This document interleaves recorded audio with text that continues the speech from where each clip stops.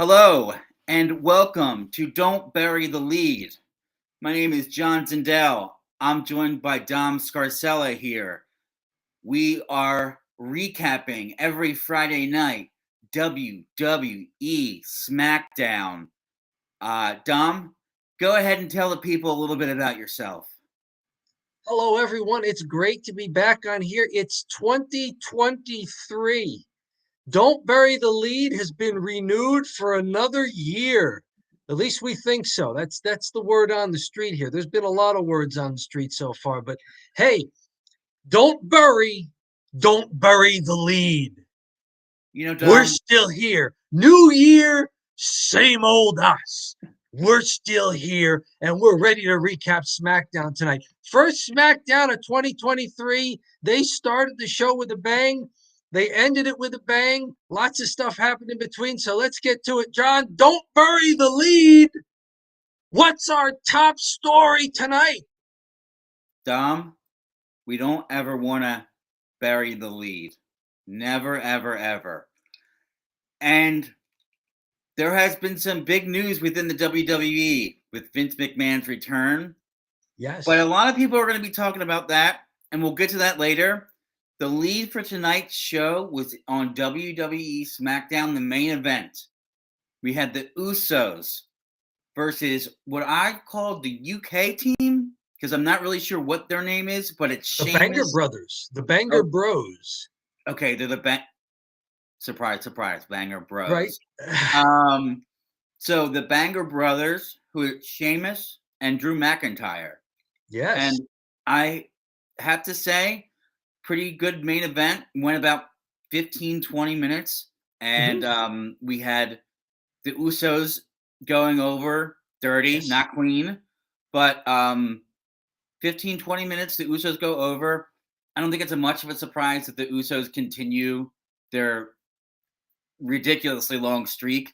But it's good to see another tag team in the mix here that's legit. I mean, we saw a triple threat tag ordeal where they were having like a number one contender, and the tag teams were really lacking. So I like when they put two single guys together, like Sheamus and Drew McIntyre. All in all, I think a pretty good main event. What do you think of the main event, Dom? For most of the match, I kept thinking, wow, this new team, the Banger Bros, they might, strike gold twice because they beat the Usos in the War Games advantage match just before Survivor Series. That was our tease to eventually get this match, which we were supposed to get shortly after Survivor Series, but instead it got pushed to this first. It's January 6th here. This first Friday of 2023. Then it turns into outside interference, a brawl, and disorder and chaos, and the Usos kind of doing a little double team there at the end. The eventual finish is Jimmy getting out of a fireman's carry from Sheamus, rolls up Sheamus, and then Jay kind of leverages Jimmy from the back with his feet, just so Sheamus doesn't have the momentum to roll forward and maybe reverse the roll up. So it was supposed to be a little bit of interference, brawl on the outside. I don't want to downplay a tag team title match, but they kept cutting away during the match, and we'll get to more match details later, but they kept cutting away during the match to backstage with Roman Reigns, the wise man, Paul Heyman, and a Sami Zayn who's been on an emotional roller coaster for 2 hours, watching on the big screen. It's more comedy.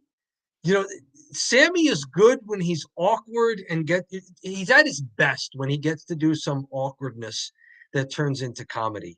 Yes. And so the way they end this match with just, brawling and outside interference and everything and keep cutting away, I think the lead is what happened with the bloodline throughout the show. And it was important that Jimmy and Jay get the win at the end, because what they were building from the beginning of the show through here is that everybody's doing their jobs except Sammy. Sammy got pinned in the Right. last SmackDown of 2022. Mm-hmm. Everybody else has been winning. They Mm-hmm. apparently invaded Raw this past Monday, and Solo Sikoa won. And then there was a 6-man tag, and Jimmy J and Sammy won. And then tonight, the Usos win again. So everybody's pulling their weight except Sammy. And so Sammy's back to being an outsider in the bloodline. And so I don't want them to rehash this chapter of the bloodline. I hope it turns into something at least a little different. Mm-hmm. But I don't know. I don't know. We're back to Sammy being part comedy, part is he really in the bloodline? Yeah. I think from that perspective, I like the cutaways, like, Yes. for the most part. One of the things, like, when they did the one cutaway, and Sami Zayn is talking to Paul Heyman and Roman Reigns, and they're just watching, and he's, like, going on and on and on and on. It Mhm. highlights, like, how he's kinda like the annoying little kid. He's Like, hyper. he's hyper, he's chattering, and he's like and they're just watching the match, and they're just not even reacting. He's like and, like, that was good, and then, of course, anybody eating anything's funny. So when they did the popcorn thing, when they cut to the popcorn, that they were like all three sitting around eating popcorn. I like that. But not at Um, first. First, it's just Sammy. They're just sitting there, and then they cut back to them again later in the match, and there's Sammy with popcorn, and he's offering it to Roman, and Roman's looking at him like, no. And then eventually Paul Heyman takes one. Then they cut back, and now Roman's got popcorn. They cut back at the end. All three of them have popcorn, and Sammy spills all of his popcorn when the Usos get the win. So they're going for they're going for comedy, but they're also going for there's some weird special relationship between Roman and Sammy. For some reason, Roman Reigns is different with Sami Zayn than he is with anyone else. mhm. I don't know what it is. It's almost like Sammy's his court jester. Oh yeah, And but there's a different feel to Roman's character and even to Paul Heyman's character when Sammy's around. So it's entertaining, but I don't want to see a rehash of what we saw for months. I you want to kind see of that there's something new here. yeah, like And I how hope that the news we heard that we're not to cut you here, but I hope the news we heard outside of the ring of a certain someone coming back to the board, the corporate board at WWE, is not going to make creative a little gun shy. Because the word is that yes, Vince McMahon is back on the board because he's trying to facilitate a sale of WWE, but he's not supposed to be involved in creative. However, the way that's phrased, you wonder if that puts a different pressure on creative to, okay, we got to change things now because Vince is back and he's trying to sell the company. So I hope that because creative looked like they were really hitting a stride there for 3 months. I yeah, hope they're not going to get too cautious or just start retreading things and rehashing things and staying away from the real progressive storytelling that they had been doing, especially with their A story, the bloodline, for yeah. 3 months. I don't want to see this become stale and a rerun. You know, um, that is a great point. Um, we could talk about the elephant in the room. Let's just do it. Sure. Vince McMahon back in the company. Uh, the Wall Street Journal broke something last night, and I saw it, and I almost messaged you, Dom. Was like, I think we should go live right now and start talking about it. Um, but it was like midnight. I'm like, I got work. I'm not doing that.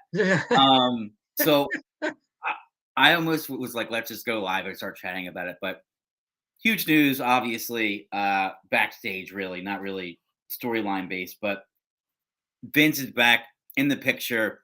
It looks like he, sent a letter from him to the WWE, like, we went through the investigation. I stepped down as a result. I'm the biggest shareholder. Like, I'm Yep. coming back into the picture. I'm the guy that could facilitate the sale when it has to happen. So I should be there for it. Company stock is up to about 20% spike on the news today. You're right. Vince can do this because he's still the majority shareholder in the corporate entity. So he can just say, look, me and who I want are going to be on the corporate board. That's a And ridiculous jump, too. I mean, that's a really big jump in a stock price, 20% in a day. it is. Apparently, it's been up steadily through the year. It's up 75% in 12 months. Their market cap Wild. is back up to about the 6 billion mark. Hmm. Um, so you think, well, what kind of what kind of check is there on Vince's power? Well, it's that. It's the stock price. It's the attitude of everybody else who's trading WWE stock.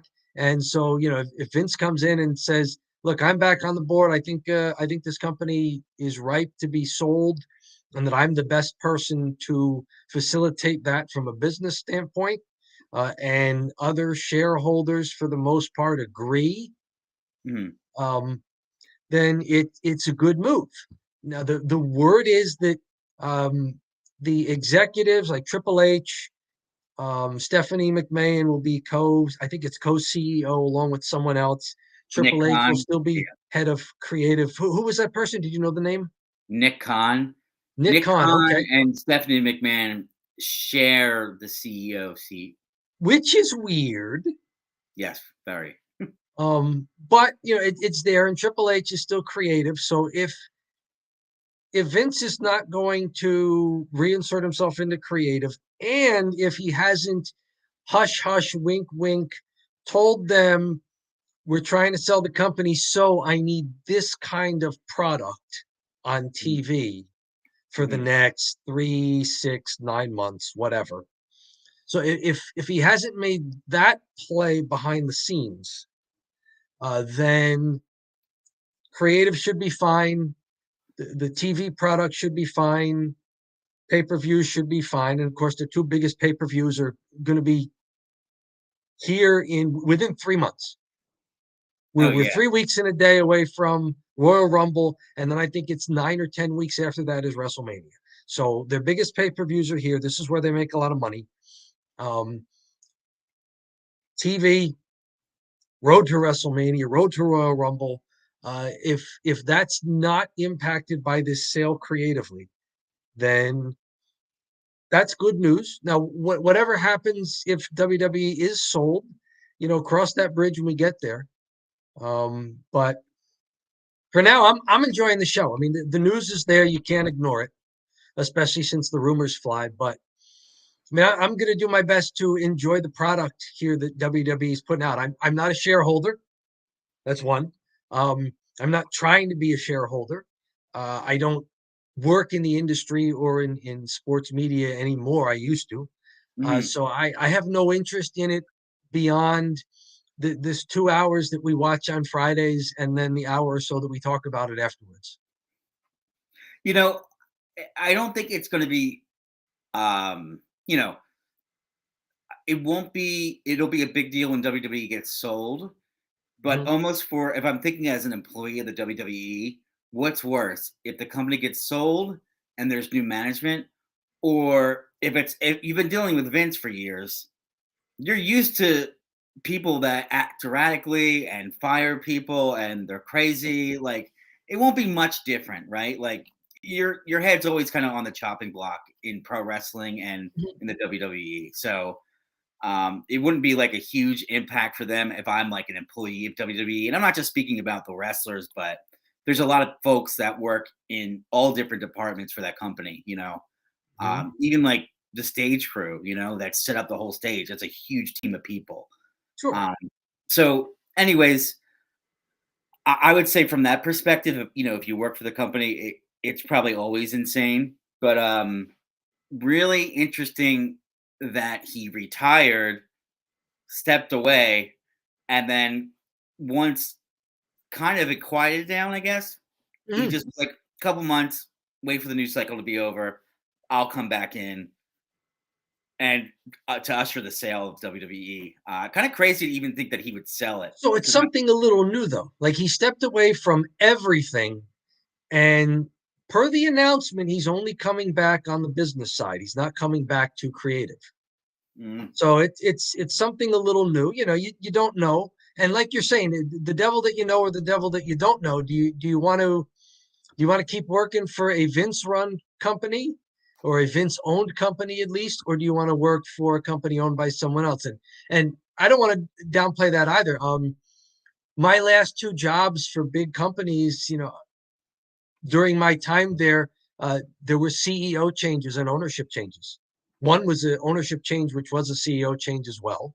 Um, and in the turmoil after that, my position was eliminated. So I know that.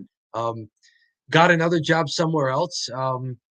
CEO left very early in my tenure, and then another management change happened. And, again, my role changed and I was ushered out last summer. So I understand how the business world works, that things that happen behind the scenes, they affect the people who work there, and creative works there, writers work there, the wrestlers work there, everybody works there. So I also wonder what their performances are going to be like. So were any of the performers overly cautious tonight? I don't. I want to I get back do. to what we saw in the ring and what was wrestling here. I do kind of I, want to I hang didn't on. see much of. Yeah. Nobody gave their best match tonight, match of the year. I have trouble choosing what was the match of the night because I wasn't blown away by any of the five matches here. But I mean, what did you see from the talent tonight who obviously has been told the news? Uh, I I This will noticed. be our way to get back into the show. What did we see from people tonight in the wake of the big news out of the ring, out of the arena? So I noticed that Michael Cole, um,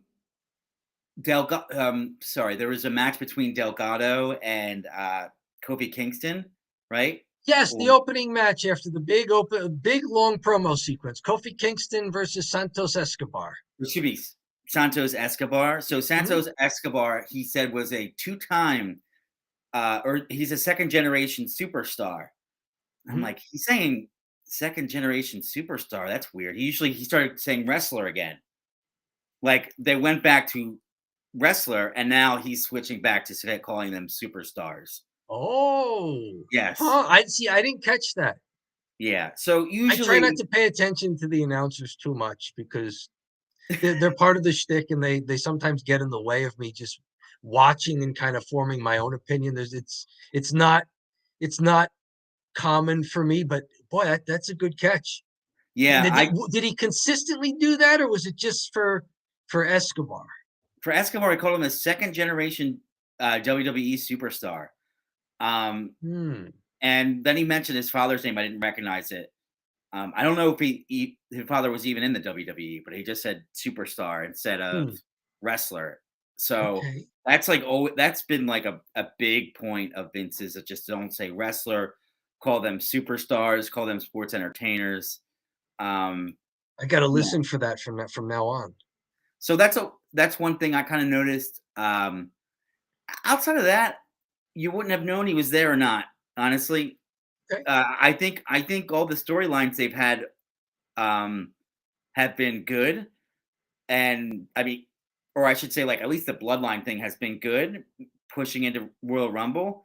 One thing that's notable, I'd have to say, and this is a little bit off topic of all the matches of tonight, but maybe a little bit of what I've noticed tonight was who wasn't there was I didn't see Bray Wyatt and I didn't see LA Knight, unless I missed a segment.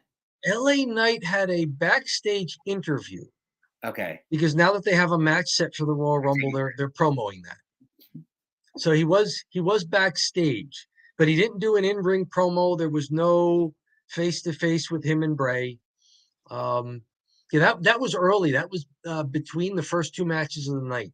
Um, but but from a main show standpoint, the the Bloodline, hopefully not a rehash of what they've been doing earlier, is the show lead here, and that's not only the end with the main event match, but it's also the opening segment of the show, because a lot of that was, there were a lot of callbacks to that towards the end of the program tonight, the last half hour Mm. of SmackDown.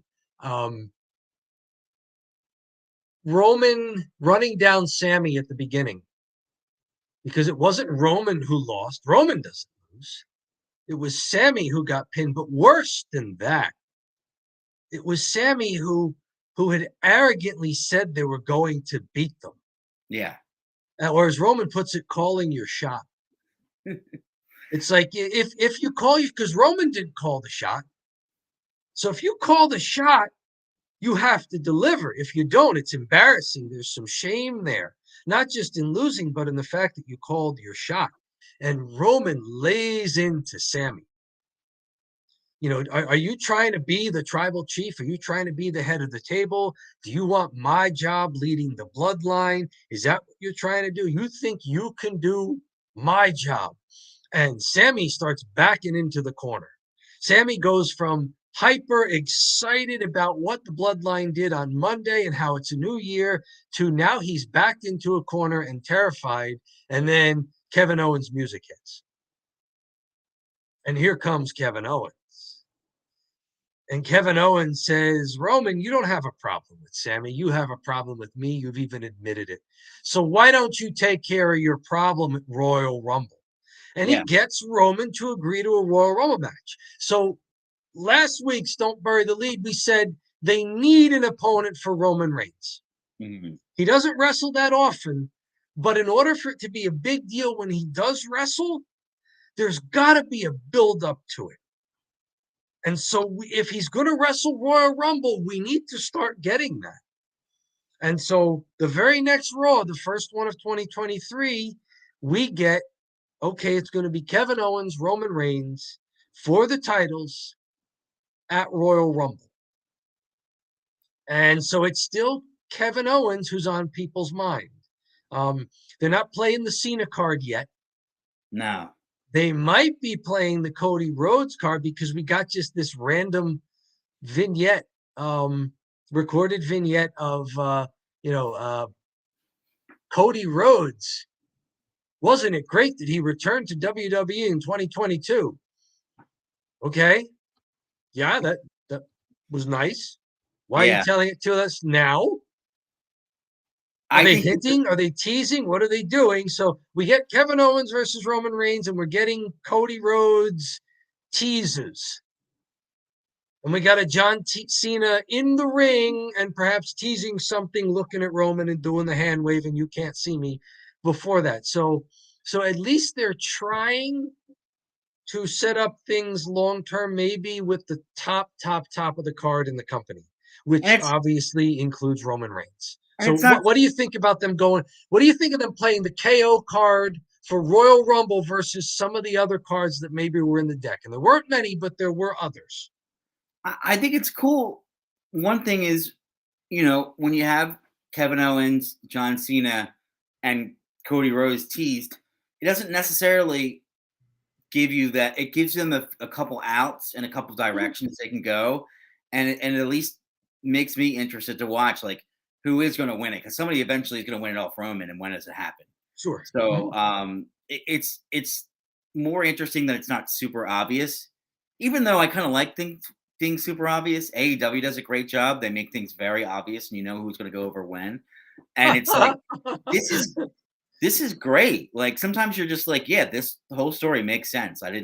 There wasn't some swerve for a swerve. It just, they do a lot of that. So WWE in the past, they'll just kind of like change things up randomly at the end, and you're like, this doesn't even connect at all. But you at least have storylines for all three of them to kind of come in to WrestleMania. Kevin Owens probably isn't gonna win it at Royal Rumble, but it'll be a good match. So maybe just back to the main event, the tag. Anything from a match standpoint that you liked, that you saw, that you noticed, any spots or like the way they laid the match out? It was very competitive. Like this was 4 top performers, and there was not even a hint of squash here. There were a few moments where it was like, oh, had this match gone the other way, it would have been somewhat of a surprise because the Usos have had the belt for so long, but it wouldn't have been, um, like, oh, there's no way that Sheamus and Drew McIntyre can win the belts. I mean, yeah, there's a way they could win the belts. I mean, that's why this match is intriguing to begin with. It was some neat spots. The dives, we love the dive. The WWE loves the dives. Um, they go to commercial. Jay dives onto Drew. Then things start heating up when they come back from commercial for the closing segment. There was a clean kick out at 2 by Sheamus after Jimmy hit a top turnbuckle splash, Mhm. following a super kick from Jay. So there is that element of the Usos work together as a team. Sheamus and Drew McIntyre are just 2 singles competitors who are awesome individually, and we threw them together. Like Yeah, there's always in an Usos match a lot of double teaming or quick tags in and out with sort of a double team as they're transitioning. So we saw that from the Usos. That was a clean kick out at 2 by Sheamus. The next big spots, the false finishes, were interference, somebody breaking it up. Drew McIntyre hits the Claymore kick on Jay, but Jimmy comes in to break up the pin, and it's really a desperation move by Jimmy there, and it was well done because Drew had done a somersaulting dive onto both Usos outside of the ring. So yeah, there's and they're billing him now at like 280 pounds. There's a 280-pound Drew McIntyre doing a somersault dive and connecting with it onto both Usos, and then he gets Jay back in the ring, sets up a pinning combination, and Jay just manages to slide in and break up at 2.5 there. And then, of course, the favor is returned. The Usos double kick Sheamus, then hit the 1D on him, and Drew McIntyre gets in to make the save it too. that was And a good that's when false finish. Solo gets involved, starts Yeah, attacking Drew. Butch and Ridge run out. And then we get eventually to our closing sequence where it's chaotic. The ref doesn't see a little bit of interference help, yada, yada, yada. Cut back to backstage, and Sammy's throwing popcorn all over the place. And maybe this was a little Vince thing. The popcorn is weirdly positioned at his crotch when he stands up and starts spilling everywhere. So maybe Sammy's just a little too excited there about the match outcome there. Maybe that was a little I don't know. Was that the Vince era? I mean, the Vince era has been forever. Um, yeah, that just so kind of we're feels getting Vinci. that, and we're getting the chaos, the misdirection, and then cutting back to the silliness end. But yeah, there were some spots. I mean, there were spots in this match where, and we've talked about this before in a title match. We especially talked about this in our match of 2022, Gunter Ricochet, where there were spots in that match where if the title had changed hands, it would have been like a great pop for it, but it would have been believable. And I think we saw enough of that here. Like um, there were spots here where it would have been believable. If Jimmy had gotten pinned by Drew McIntyre after the dive in the Jay had gotten pinned by Drew McIntyre, sorry, after the Claymore kick after the dive, that would Mhm. have been believable. I mean, it would have been weird. Like there's still 5 minutes of TV time left, but it would have been believable from a match standpoint. It, It would have been believable at the end too, yeah, had Sheamus and Drew gone over. it was a What good do you false. think? What did you like from match stuff? You like the match stuff? Did they do enough Irish whips for you this match? Well, because they're both, one of the guys is Irish, Yes. they get a pass. They should be doing the Irish whip. There you Uh, go. no, I'll tell you what. Um, I really like the Usos doing the traditional heel thing where they cut off the corner of the ring, or they cut off the ring, and they're keeping Drew McIntyre in their corner and tagging in and out, really Mhm. using good sportsmanship, but for some reason it's very heely to like hold the guy back. You would think it'd be like pretty good like teamwork, you Yeah. know? But for some reason that is always seen as a heel move. But Yeah. I don't know why, but it's just the way I understand it. So they did a great job like cutting off the ring, and they were doing some interesting. I would just say I haven't seen them work heel a ton. They've always been a babyface team. So it was Mhm. cool to see them get to have that opportunity to just sort of hold Drew back and then like Sheamus eventually working the hot tag. You know, that's just good, pretty traditional tag team stuff. But I don't really have anything to add outside of what you mentioned. That's an Uh, interesting point about working heel. I see, to me, I think they've worked heel every time I've seen them. They haven't gotten a heel reaction from the crowd. no, the But goop. I think they've worked heel. I mean, they do the double team is a heel move if you've already tagged and you won't get out of the ring. So like Mhm.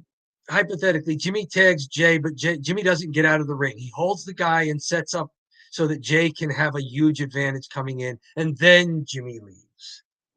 Like that's the heel tag, where you tag and you don't get out of the ring to do the double team. Those kind of extended double teams are almost always kind of a heel move, although baby faces have picked up on that, especially the high flying baby faces. So they've kind of blurred the line as to what's a heel, what's working heel, and what's working baby face now. I mean, old school wise, though, I mean, you and I probably see that as working heel. Mhm. And I think the Usos do that pretty consistently, and they're good at it. It's not sloppy and awkward looking. It's not like, oh, they can't hit a sequence. It works for them because they work it so well. Their timing is excellent. Those double super kicks are excellent. The Yeah. 1D is well executed. They were going for those one guy on each opposite turnbuckle up on the top, and there, I guess it's maybe a double headbutt or maybe a splash and a leg drop, something that they do where they each come off the top rope. Now Drew and Sheamus wound up catching them for it, but it's a move I've seen them do before. I mean, it's tandem wrestling. There's tag team wrestling, and then there's tandem wrestling, and the Usos are excellent at tag team, obviously, but they're very good at tandem wrestling. And maybe they're so good at it that we don't see it as heel moves anymore. But Mhm. I think they wrestle heel, but they wrestle heel very well, and the crowd kind of likes them. Well, Dom, I think that's pretty much it for the main. We can move on to the next match of the night that I would want to talk about, and I wanted to save a question for you. And we didn't Okay, talk about it in the studio, sure. but I'll pivot because you haven't seen a lot of this person, but she is a big star in the WWE. Okay. Tonight we saw Charlotte Flair versus Sonya Deville. What did you think of Charlotte Flair? Because you've never seen her really wrestle before, right? No, last week's match was not really a match. Yeah, And and that was she Sonya Deville's, that was her hook for coming out and interrupting Charlotte. It's like, mhm, you're celebrating and grandstanding and you beat somebody who had just wrestled a grueling match and you beat her in like 60 seconds when you had the advantage. Why don't you wrestle um, a fresh wrestler, instead of someone who's, just had a grueling match? Why don't you wrestle me? And Charlotte agrees. The match was okay. Um, it wasn't Ronda Rousey, Raquel Rodriguez, I'll tell you that. Um, which was and, good. which was a great match. Right. But it also wasn't Sonya Deville, Liv Morgan to me. Um, Maybe Charlotte just needs to work her way back into real ring shape. I get her character. I get that the crowd seems to like her, although was that canned cheering or real cheering from the crowd during her promo there? Were they pumping in some stuff? I don't know. It kind of felt a little bit, and that's actually like a point I had for the end. It felt like Okay. this crowd just they couldn't get the hook in them tonight. They didn't really Okay. seem too interested in any of the stuff. I was looking at the front row. They were just kind of sitting around the whole time. They were in Memphis. They needed like Jerry the King Lawler to go out there and pump up the crowd or something. They just they weren't into it, and We had a Lawler reference earlier. We can get to it, but yeah, but we didn't have that in this match. Just to You asked me about Charlotte Flair in particular. Very tall, lanky, um, and so her finishing move takes advantage of that, and it looks good in the ring because she is such a tall wrestler compared to her competitors. So when she locks in that figure four and then bridges into what they call the figure eight, that's a physically impressive looking move. I have no idea if it actually hurts more than a regular figure four or a clover leaf or whatever, but it's physically impressive, and it's the kind of thing that Charlotte can do because of her build, her frame. So I do appreciate that she has a move that not only calls back to her family legacy, but that also has a wrinkle for what she's capable of physically, just as a person, as Ashley Flair getting into the wrestling business. Yeah. So I like that. Sonya, not her best match. It was okay.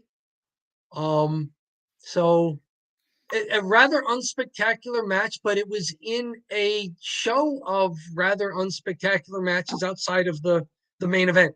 The main event was above average, not great. If we were ranking, match of the night for the past few months, this main event would not have, it wasn't even the best Usos tag team match we've seen. Yeah. Like we've seen better Usos tag matches. We've seen better main events. But, in a match of 5 matches tonight rather than the 4 we've been getting the last few weeks. So they squeezed an extra match in there tonight. They weren't spectacular. Good to see Charlotte Flair. I have to see more of her. I mean, she's got the look, but I've got to see more than just the look. I mean, the look is great if you're cutting promos and making posters and making the thumbnail for, SmackDown on Fox that we see with Brock Lesnar, Charlotte Flair, and Sasha Banks. Boy, they need to update that. Somebody get Vince on the phone now that he's back in charge of corporate.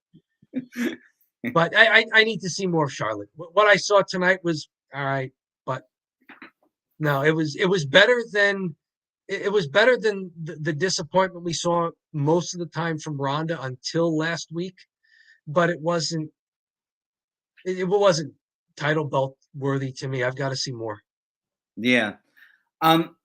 Interesting, maybe we can follow along here as we see her wrestle, because she is definitely their top star. One of their top stars is a female, and pretty notable to mention that, Sasha Banks wanted a Charlotte Flair, Becky Lynch contract. So she's the highest paid woman on the roster. Okay. So she's viewed as that top star, and they weren't willing to give it to her. And she premiered in New Japan this week. So I did see that. I didn't catch what her new name is because obviously Sasha Banks is copyrighted to the WWE. So I didn't catch what her new name is. But yeah, she's preparing. She's a main eventer there. So yeah. So moving on, interesting. We'll follow along with Charlotte Flair. We'll go to the other 9 o'clock match, which I was like, here we go. We had Ricochet versus Top Dollar. In what I wrote in my notes was short and sweet. Like, the match didn't go on too long. Ricochet went over. Top Dollar didn't do anything horrible, but he didn't really even do anything. Like, he just sort of kind of did some rope stuff. It kind of reminded, I know Top Dollar, I've picked on him a lot, but it kind of reminded me of when we would have a pro wrestling opener and nobody knew what wrestling was, and we just kept it really simple. And we go out there with the masks, and the guys in the main event didn't want to do too much, so they go in a mask and they go do like the simplest match you can imagine. And it would last like 3 minutes and 30 seconds. Somebody would win and be like, okay, this is a very, very, very simple pro wrestling match. This is your appetizer for what pro wrestling is. This is just explaining it to the people. Nobody gets hurt. It doesn't you could easily just not. It kind of like at least what we use it as was just to explain to people that were at the show, like, okay, this is a pro wrestling match. This is what you'll be watching tonight. But yeah. So, anyways, I very mean, very I simple. could say a little bit that's maybe somewhat nice to Top Dollar. I mean, Ricochet's been in enough of these matches with bigger wrestlers where he knows how to make the bigger wrestler look good. Mhm. Like he I don't want to say oversells, but he's capable of doing the Shawn Michaels where he really bumps There for was a guy one. who's clearly bigger. Go ahead. There was one spot. Top Dollar had Ricochet in the middle rope, and he Mhm. was choking him, and then he just pulled back the rope, and Ricochet did like an awesome back bump Yeah. to make it look like $1,000,000, and like Top Dollar just goes like this. That's Yeah. all he did. But Ricochet just smashes his back of this back bump, and like you said, a little bit of overselling, but probably what you needed to. He's doing the big man thing, which is Yeah, and he did another great big man thing. Ricochet goes to the top turnbuckle, but Top Dollar is not beaten down enough, comes over and does that, the thing Ric Flair was famous for, getting throw slammed off the top turnbuckle. Top Dollar does that. It seemed well executed. Ricochet took flight and flipped over enough at the end, landed square in his back. I mean, there was not a hint of botch there from either guy. So Top Dollar, he did all right in the match. Like you said, they didn't drag it out. Um, so I think at that point it was okay. This was a chance for Top Dollar to get in the ring and to just show that he can execute. If he does the things that he's supposed to do, he can execute. And if he, I'll do a callback here. Since Top Dollar is a former football player, Mhm. offensive lineman AJ Francis had a multi-year career in the NFL. Never a star, jumped around from team to team, but a legit pro athlete, offensive lineman. Steve Mongo McMichael, back in the WCW, a great announcer, had a great way on the mic and character about him. They make him a wrestler. He's in the Four Horsemen. Every now and then he's in a match, and Mongo is trying stuff that Mongo should not be trying. And you wonder if somebody's just pulling him aside afterwards and saying, "No, no, no, you don't climb around on the ropes and try to do, running knee lifts off the second turnbuckle. No, no, no, no, no, no. That's not you. Like Mhm. let's stay within you. Or if you're gonna try that, let's not try that for the first very time ever on live television. Let's let's workshop that a little bit when nobody else except us is seeing it. Yeah. So let's not get outside of what we should be doing here on live television in front of a million people's at home in a packed arena. So when Top Dollar does that, I thought this was kind of a decent enough redemption for Top Dollar without being farcical, where, oh, he pins Ricochet. I would not want to have seen that. It's a good match finish. Ricochet wins with the shooting star press off the top turnbuckle. Post match, Hit Row all in the ring. Top Dollar does the handshake, and it looks like there's a little bit of respect there. And Ricochet asks, "Do you mean it? Do you mean it? You're not trying to jump me here?"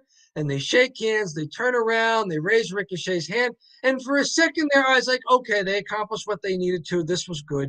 I And would have liked then, that too. right? And then Hit Row gangs up on Ricochet, and Braun Strowman comes out to make the save because there's a neat thing going on with Ricochet and Braun Strowman here.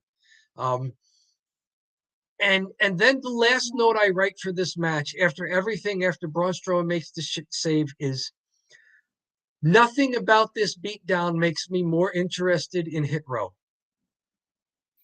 Yeah. Was anything about that post match attractive to you for something down the line? Do No. I want to see Top Dollar versus Braun Strowman? Do I want to see Braun Strowman and Ricochet against Hit Row? No. No, I'm not interested. I thought they did what they needed to, which was tying a nice little bow on Top Dollar's botch and letting him get a little redemption in the ring. And yeah, the big man can work. All right, he can do the stuff when he stays within himself. And instead, they try and turn it into something else. And I'm just not interested in the something else. Yeah, I I hated the end. I was Right? like, I'm not interested in the something else.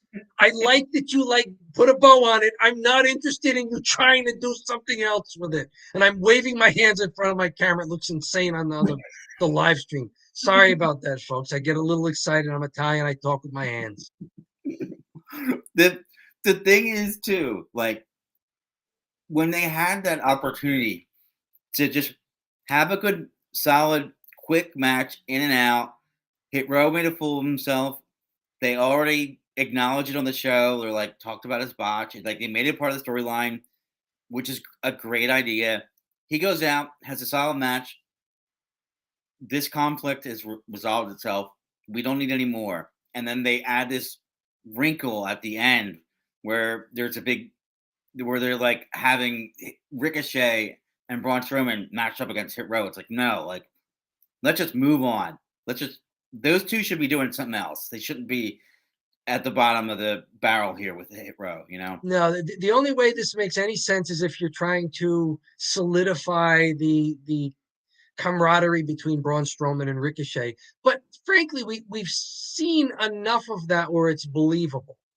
Yeah, pull the trigger and have them be a tag team Like I match. don't need Braun Strowman saving Ricochet from Hit Row to make me think, oh, so they kind of respect each other.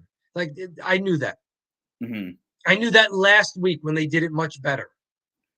Right? Ricochet coming out to save Strowman from Imperium after Strowman had done that for Ricochet. Hmm. Like I already saw that. Like that angle doesn't need to be driven home for me. So Yep. So, that's the 9 o'clock hour. Anything else about the show you wanted to touch on from maybe the 8 o'clock hour?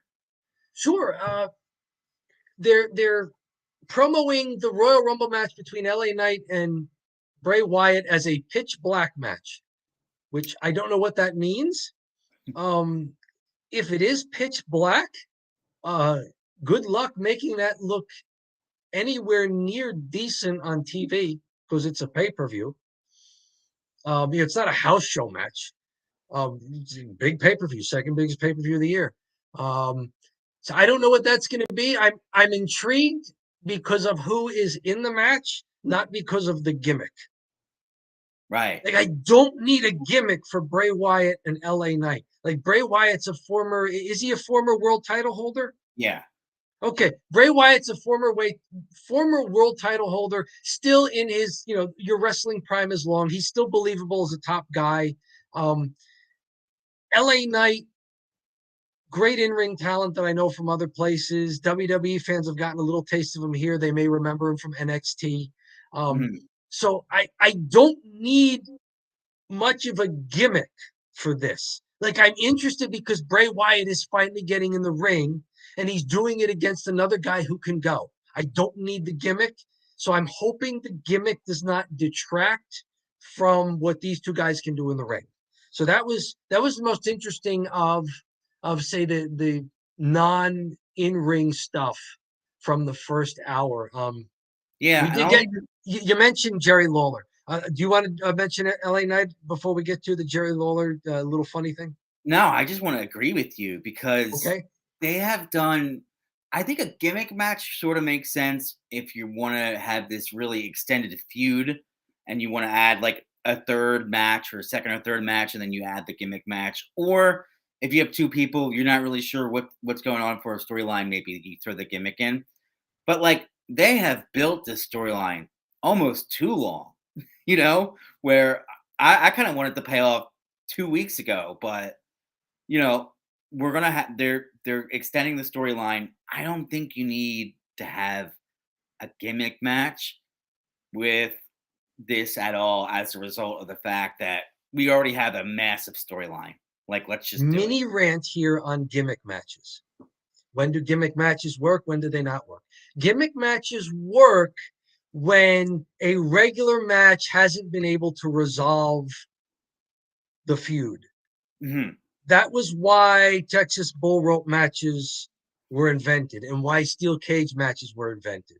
Oh, a regular match won't get it done because this guy keeps running away and getting himself counted out. Texas bull rope. He can't run away.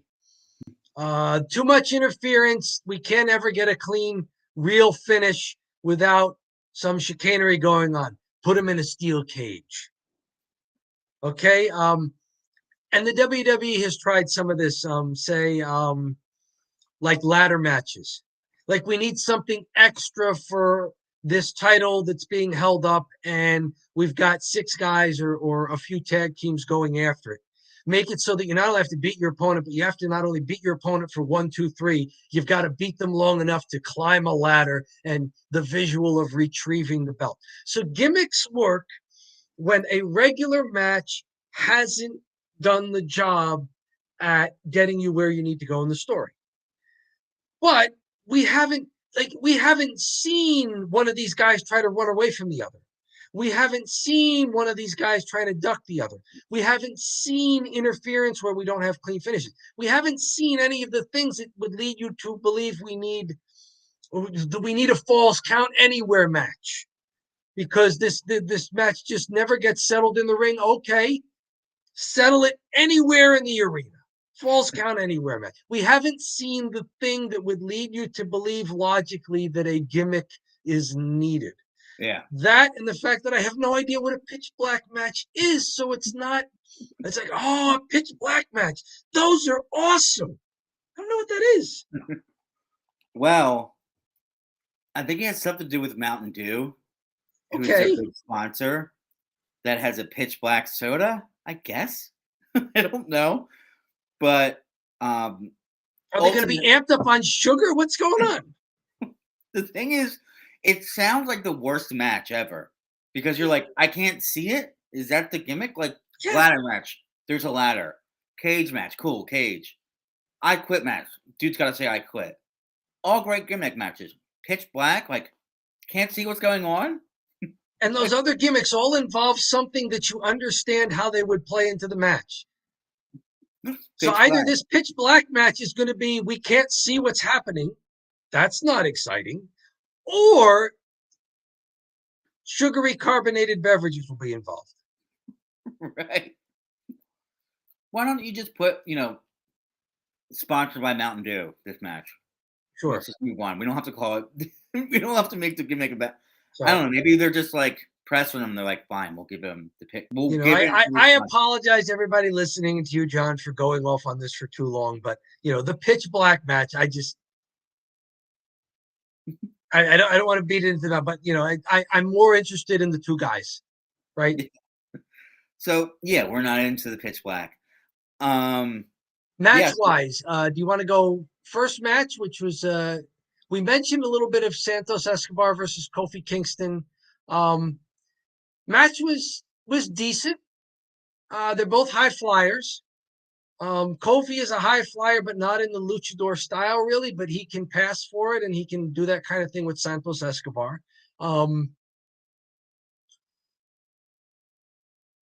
They were alluding to Royal Rumble in this match. There's one spot where Kofi kind of is getting almost dumped to the outside, and he puts his hands down to keep his feet from hitting the floor.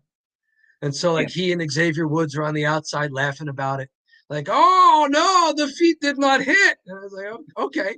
And then they make a big deal out of it because Kofi hits a big crossbody off the top turnbuckle onto Santos and then throws him over the top rope. And, of course, Santos Escobar's feet hit the rope. And now they're, mocking him. Like, oh, if that happens in Royal Rumble, you've been eliminated. And that, that goes to commercial. They wind up, Santos Escobar hits a super kick into a phantom driver for the pin, thanks to distraction and interference from all of Legado del Fasmo. It was Cruz, it was Joaquin, it was Zelena, it was all of them. Kofi taking one for the team here.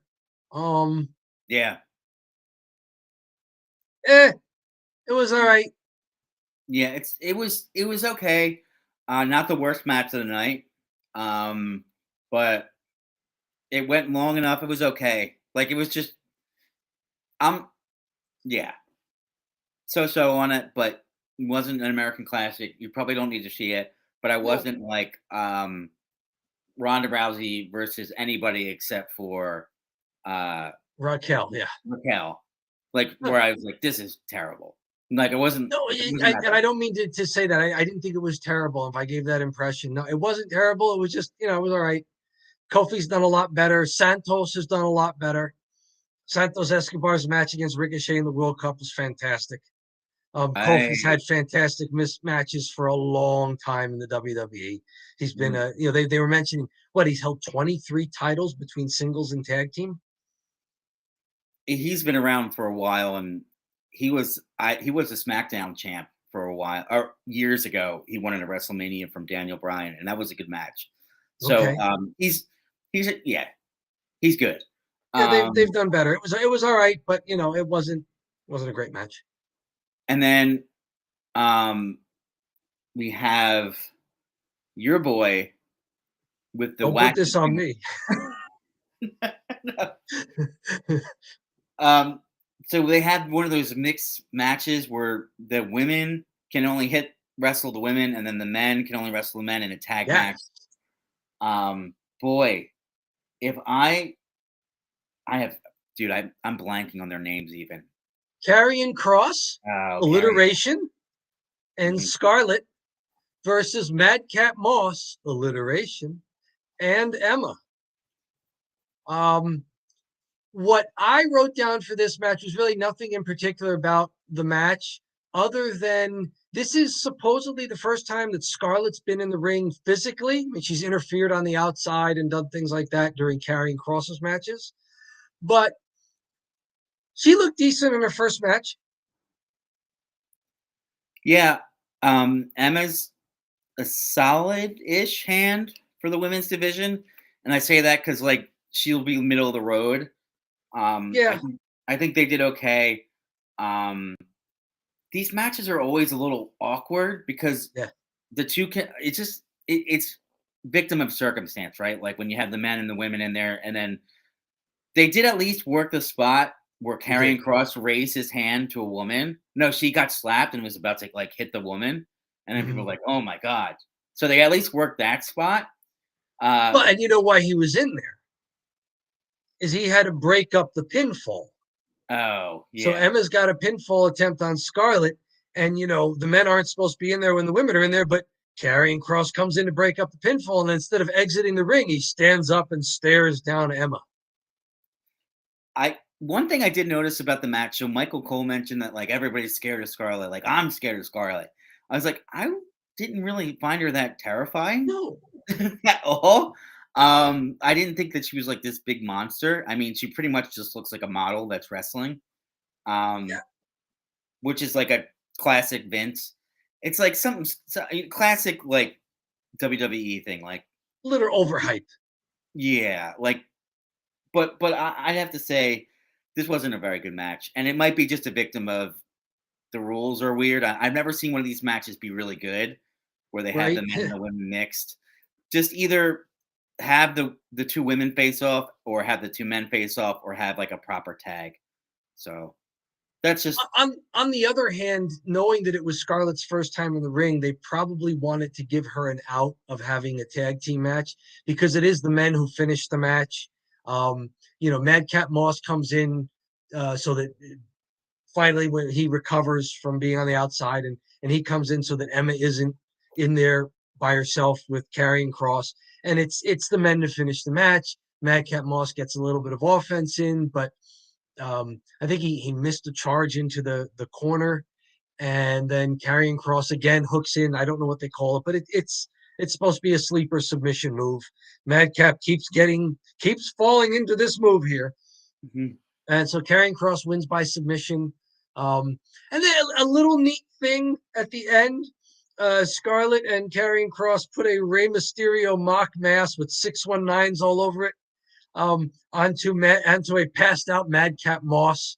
So they're if they can ever get out of this storyline where Rey Mysterio is having family problems with his son who can't wrestle and his son's girlfriend who maybe can wrestle. I don't know. Then, yeah, they're supposed to be building the Rey Mysterio and carrying Cross. In case you forgot, hint, hint, wink, wink. They put the mask on him at the end. So let's see where that goes. I think that's all the matches for the evening. Did you want to mention a little bit of comedy and the Jerry Lawler name drop there? No, you go ahead. Near the end of the first hour, before Charlotte Flair gets in the ring, because that was really to open the second hour, we get from earlier today. It's Drew and Sheamus in Jerry Lawler's bar. They're in Memphis, like you're saying. It's Jerry Lawler. Jerry Lawler's got a bar, so they're Yeah. there. I forget the name. Like maybe it's the Jerry Lawler's whatever bar, and they're hanging out in there and they're talking about what they're going to do. And so, of course, it gets a little physical between them. And it's just Sheamus and Drew, perhaps thrown back a few too many pints. I don't know. But, slapping one on the chest and chopping the other on the chest, but they like each other, and then it winds up with the entire bar chanting along as they all scream bangers or something. So yes. We got a Jerry Lawler name drop, and then we got Drew and Sheamus getting everybody to do banger, banger, So fun fact, I've been to that bar. Oh, yes. I went there years ago. What's the name? I don't remember. It's on. Okay, sorry. No, honestly, I wasn't even. It was the first bar of the night. It wasn't even anything like that. We went on. I was on a work trip in Memphis. Went to what they would call like their South Street equivalent in Philadelphia, like where they have all these bars and music. So it's like, yeah, I'll check it out with people I was there with. And we went to the Jerry the King Lawler bar. I was like, well, we have to go there.